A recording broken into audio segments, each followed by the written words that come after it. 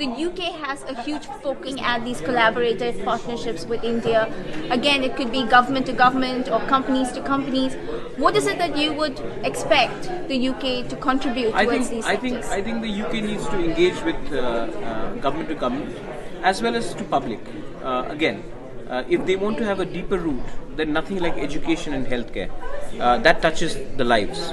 And if you look at the entire Northeast, we are very proficient in English, we are very proficient in the service sector, and that is where again the United Kingdom government should look at our youth as an avenue for further collaboration, whether it is in the service industry, whether it's in the nursing industry, and tourism.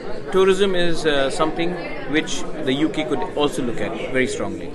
I'm quickly going to bring this issue of regulation because this is very important in establishing any relationship. It's also a red flag that has been raised here. 8 states in the Northeast. How easy it would be to regulate or bring a sort of a uniform regulation between these states? Are there a lot of differences, or is it also a part where you see a uniform regulation? Today, if Unwell is in Tripura or in, let's say, Mizoram or Manipur, they end up going to Chennai, they end up going to Bangalore, they end up going to Delhi for treatment. So, when it comes to healthcare, I don't think there will be any problem with regulations. We would welcome that. In terms of employment, many of our nurses they're not only from Kerala, they're also from Manipur, they're also from Nagaland, they're also from Tripura. And these nurses are actually very well trained in healthcare. So they could be employed even in United Kingdom. It would give them a better opportunity. So I don't see it as a problem. Education again, we are all proficient in English. We all welcome English language. In fact, our demand has been to have our mother tongue being written in the English language. Again, that also helps us if you all come in the education sector. Yeah. Anyway, all the best schools in Darjeeling, in Shillong, in parts of Assam, in Manipur, in Nagaland were actually set up by the missionaries, whether they were the Irish brothers, they were the Welsh mission, but they were set up by the British. So I don't see any resistance there as well. I think we want to learn the language. Mostly a lack of communication No, or I think what's information happened that is goes I think out. what's happened is that when someone in London thinks about India, they think about Delhi, they think about Bangalore, they think about Mumbai. Yeah. They have to start thinking beyond that. And as an Indian, when I come to London, I don't want to only think about London. I want to go and check out what's happening in Stockport. I want to go and see what is happening in Leicester. I want to go and see what's happening in Surrey. There are Manchester, there are Liverpool, there are different aspects, Sheffield. So there are many things that I don't think England will grow if London grows. London will grow if the rest of England grows. And the same thing, if Northeast is left outside the growth of India, India itself will not grow so well. Absolutely, and you've been trying to get the Northeast into the main discourse of the country. Fairly young party that you have. What are the prominent issues that you have on your agenda? Our main agenda is the creation of Greater Tipraland. And now that Greater Tipraland is within the Constitution of India under Article 2, 3 and 4. And we are saying that until we are not given that demand, we will not go along with any political party. Why are we saying this? Because our existence is under threat. It is very important that we realize that our language, our identity, our culture is under threat.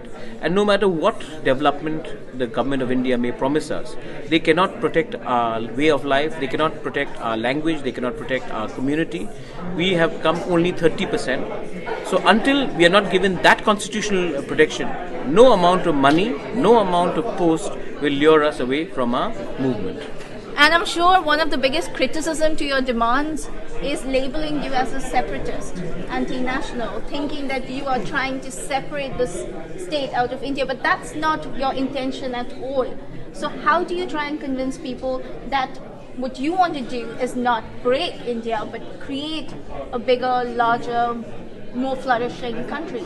If America, which has a population of 1/3 of India's population, 1/4, and can have 51 states, why can't India have smaller states? The creation of Chhattisgarh was not anti-national. The creation of Uttarakhand was not anti-national. The creation of Telangana was not anti-national. So if someone like us in the Tripura are asking for Greater Tipraland, how can that be termed anti-national? You may be against the idea of a separate state, I agree, everybody has a view.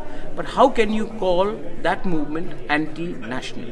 It could be against your sentiment, but you cannot call it anti-national. The problem is that for far too many years, they've made the tribal look like he is a violent person, or he or she is a violent person. A tribal is supposed to be a secessionist. A tribal cannot rationalize. A tribal cannot pick up an indigenous person. Whenever he raises a demand, it is always clubbed with violence or secessionism. Here is a democratically elected party asking for greater Tipraland within the Article 2, 3, 4 of the Indian Constitution. If people have so much problem with that, then kindly amend the Constitution of India saying that this demand is allowed everywhere in India except for the state of Tripura. If till the time that is not there, I will keep on demanding this, because the government of India, the Constitution of India gives me the provisions to demand for a creation of a smaller state. And do you see any political allies for this movement across the country? I have got support in my Jantar Mantar movement from political parties.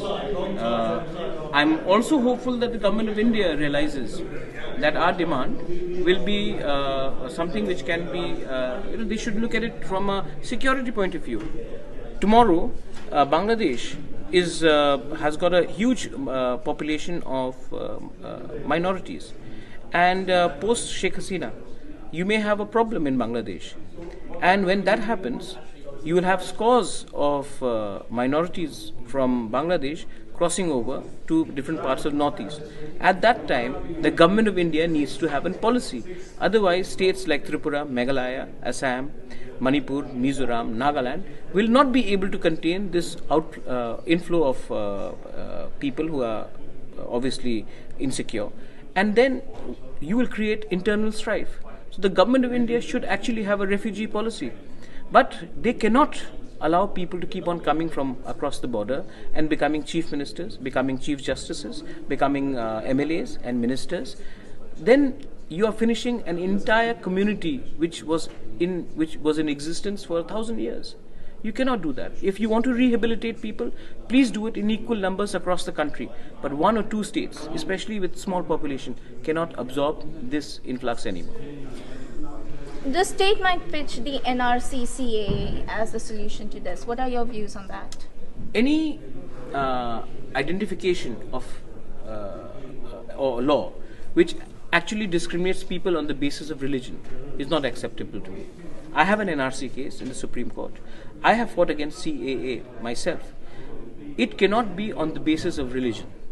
It has to be an illegal immigrant is an illegal immigrant, and if you want to rehabilitate them, please do so with the consent of the local population. It cannot be just because they belong to a certain religion, they will be rehabilitated. I think that is incorrect, and if the government of India wants to do something more to rehabilitate, especially the Hindu minorities from Bangladesh, they should do so in equal numbers across the country and not in small states where they have already taken in 3 times over its population, like in our case. So this is criticism always exists that the Northeast does not get the platform to air its views. So I'm going to give you the last word here. Your message to the public on what you want, and this is reaching out across India. Take the platform and let them know what it is. We are proud Indians. We are proud Indians. We have fought for our country. We have fought for a country when for decades there would be bunds during Republic Day, during Independence Day. We have fought for our rights. We love our country. But the most important thing here is that if we demand something, kindly do not take it as anti-national. There have been elements which have actually picked up the gun and then made a demand, and the government of India has spoken to them. But to not speak to democratically elected people is a crime. We celebrate a democracy, so you should talk to people who are democratically elected. We love the idea of India. We are Indians. We are proud Indians. Make us, help us protect the boundaries of India. We'll do a far better job than anybody else, because we've lived in the land for centuries, and we'll do more to protect our land than any other forces which you may put there.